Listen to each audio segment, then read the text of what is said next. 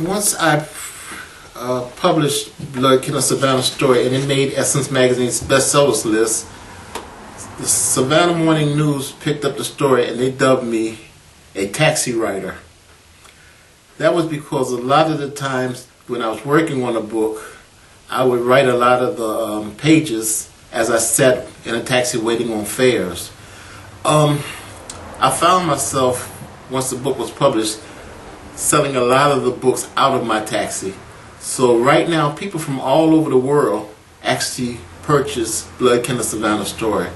Once I got in my taxi, I had a captive audience, so a lot of times they couldn't say no. Before they got out of the taxi at the airport, they left with my book signed and autographed.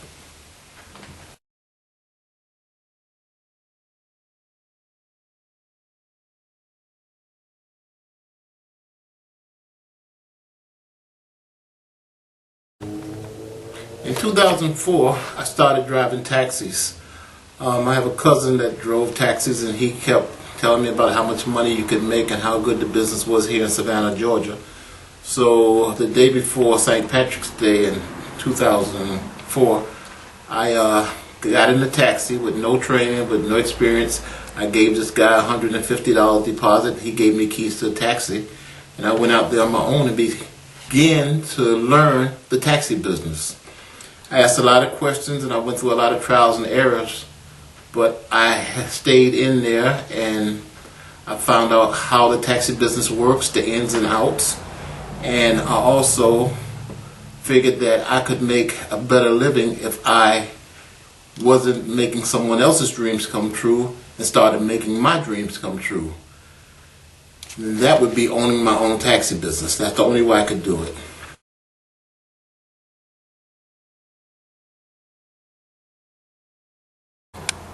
When I started out in the taxi business, I actually worked 3 years for other companies here in Savannah. I worked for 3 different companies, learning the ins and outs of the trade. When I decided to go ahead and start my own business, I knew that it was a tremendous risk. First of all, you have things like insurance, maintenance, building up a clientele. You just have so much that you have to do when you own your own business. And also the fact that you have upfront costs. So my upfront costs each month was about $1,000 before I made a penny that I had to take out of my pocket and put into the business. So I was quite worried about starting this business, but I also knew at the same time that I did not want to work for anybody else. I wanted something of my own. So I went forth and I did it.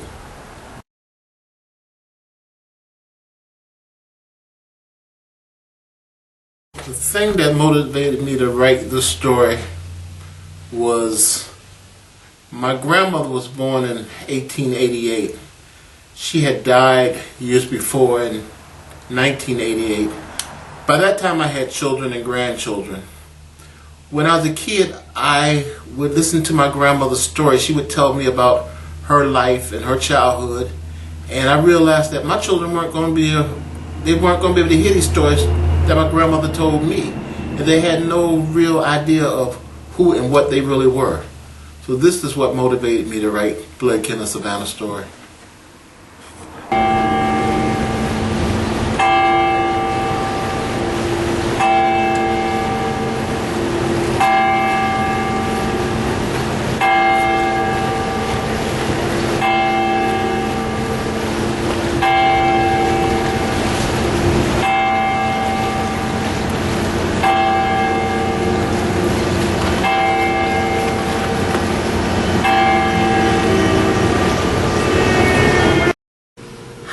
I'm reading an excerpt from Blood Killer, a Savannah story on page 71. Once they reached the city, Lou realized that Savannah had changed a lot. There were more people in the city than he had ever seen before. They were running everywhere, running back and forth. They all seemed to be in some kind of a hurry. Soldiers were everywhere you looked. You could hardly walk down the street without tripping over one of them. Lou told old Jordan not to leave his side while they were in town. He didn't feel that old Jordan would be safe by himself. The two of them reached the market. Old Jordan pulled the wagon in front of the warehouse. They both went inside, and Lou told the warehouse clerk what he had to sell. After a little negotiating, they both agreed on the selling price. When that was over, Lou and Old Jordan started unloading the wagon. They put all the cargo on the loading dock, and Lou got his money. Before they left, Lou asked the clerk if he knew where the slaves were working on the streets. Lou was told to go to the riverfront and he would find them. Lou told Old Jordan to head north to Bay Street and start looking for them.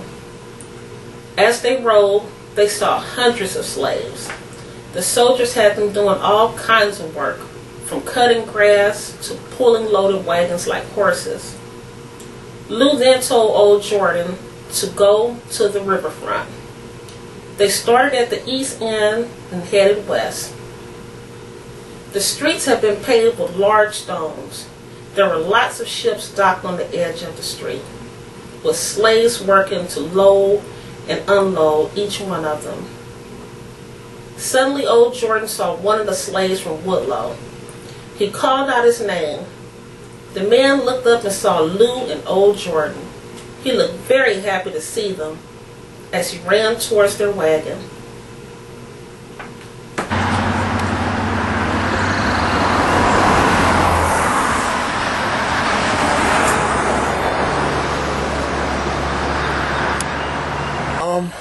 This plantation inspired me because it's a typical southern plantation.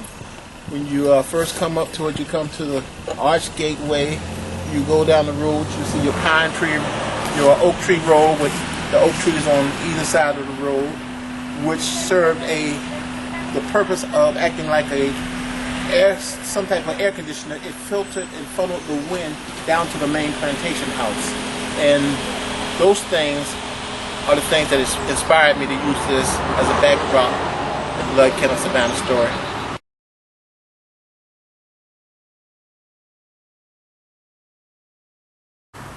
With my ancestry, on my father's side, I'm a descendant of former slaves from the area of Adrian, Georgia.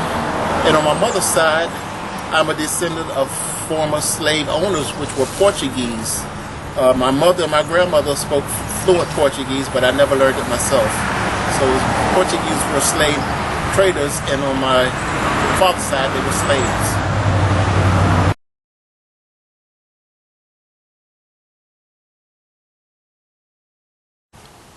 In 2010, I lost my father. He had prostate cancer, and it slowly took him away. And in 2012, a tree fell on my taxi and actually destroyed the company. At the time, things were kind of tight, and I only had liability insurance on my taxi. So once the tree fell on it, it was deemed the act of God, and I was out of the taxi business. All of this took a tremendous toll on me as a person. My self-esteem, me being the breadwinner of the house, the family, and it was just devastating to me. So at the same time, I was trying to write my third book of the trilogy, Ada Story.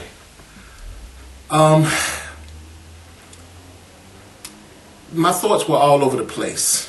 To write, you need a clear mind, you need a clear conscience, and I didn't have that at the time. So a lot of my feelings, a lot of my emotions about the things that were going around me, a lot of things that were happening in my immediate family, I was incorporating those feelings and thoughts into my writing.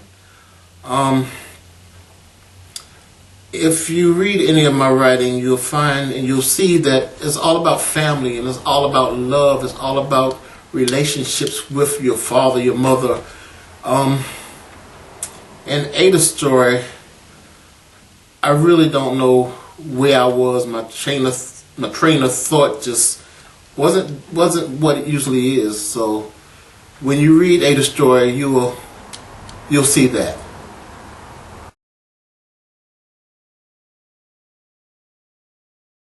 My name is Sharon, and I'm reading an excerpt from Isaiah's Tears, page 51. I walked outside and looked up at the moon. I saw no moon, only you. The air blew softly on my face, yet I felt only you. Blood rushed through my body, and my heart began to ache. I knew at that moment that for me, there was only you. You are my rising sun that slowly breaks through the night at dawn, and the vessel that holds all my dreams at dusk. I love you, Bonnie.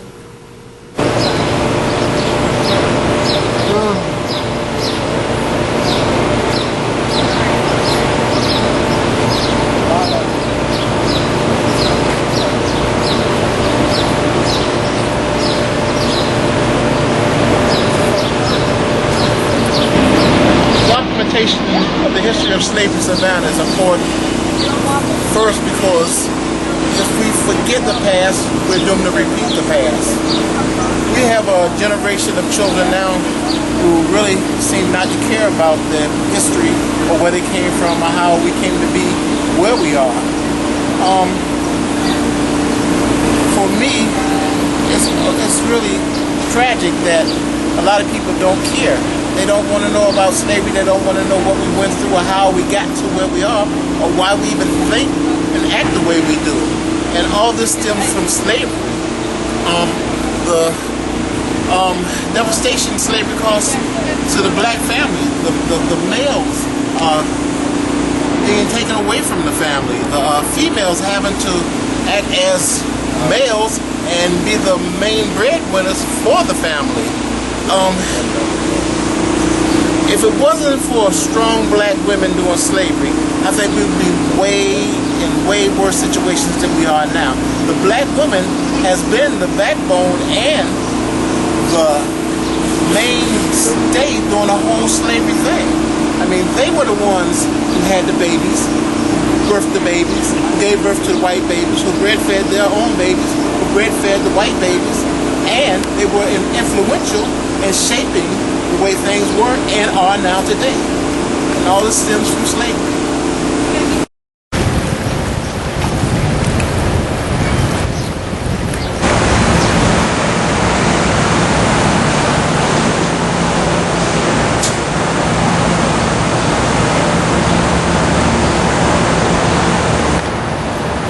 We are at a barracks in Savannah.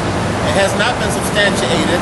It's a rumor that this is where slaves were housed when they got off of the slave ships before they went to the slave markets. You have 4 different rooms here.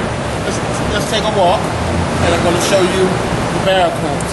Can you imagine slaves coming off of the slave ships, afraid, hungry, naked, and being put into large rooms such as this one? You have the large arched doorway, and then in the very back you have like an open space up at the top that was used for air.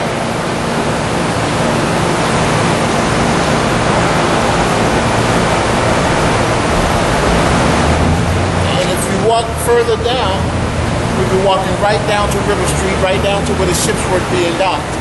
And if you go up, you'll go on to Bay Street in Savannah, where the slave markets were usually from River Street all the way to Oglethorpe Street. Let's take a walk.